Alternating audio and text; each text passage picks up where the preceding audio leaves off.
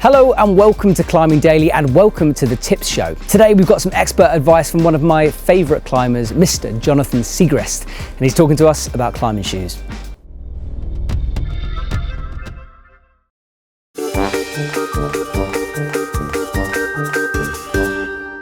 Hey everyone, this is Jonathan Siegrist.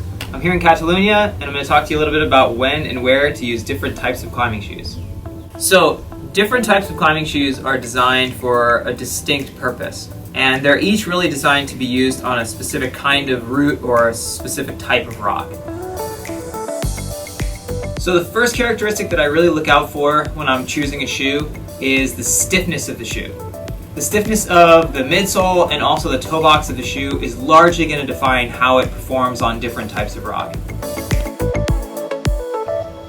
So one example of a great stiffer shoe is the Sportiva Otaki. You can tell just by handling the shoe that both the midsole and the toe box are quite stiff. This is my go-to shoe right now for any kind of edging or close to vertical projects that I might have. Generally speaking, a stiffer shoe is going to perform much better on lower angle terrain like a slab or something closer to vertical, because a stiffer shoe is really going to help empower you to stand on tiny feet and use that really precision footwork that you might need on a hard vertical route. The next characteristic that I really look out for in a shoe is how aggressive or how downturned the shoe is. A shoe that's really aggressive and downturned will be especially helpful on steeper terrain when you really need to pull your body into the rock. So my absolute favorite climbing shoe is the Sportiva Testarossa. A lot of the terrain that I climb on is a little bit steeper, so this is a great, very aggressive shoe, very downturned. It's outstanding for steeper routes, but it also still has a little bit of stiffness in the toe box, so it can do some edging if you need it to. And I love the lace-ups personally. I think it just makes for a much better fit. In general, this is definitely my go-to and my absolute favorite shoe. I've done all of my hardest red points in this shoe. So lastly, sometimes it's really important to have a soft and sensitive shoe. Shoes like this are going to perform really great indoors on like volumes and comp style setting.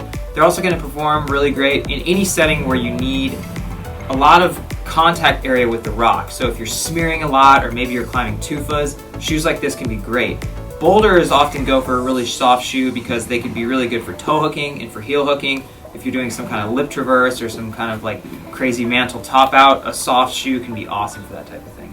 So this is the Sportiva Skwama. This is my personal favorite soft shoe. You can tell by just kind of bending it in your hands that it's much softer than the two I've already showed you guys.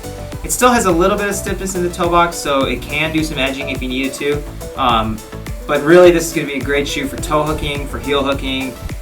This is an awesome shoe for just kind of smearing and any kind of climbing where you're going to need just a bunch of surface area of the rubber on the rock, as opposed to edging or kind of standing on small feet.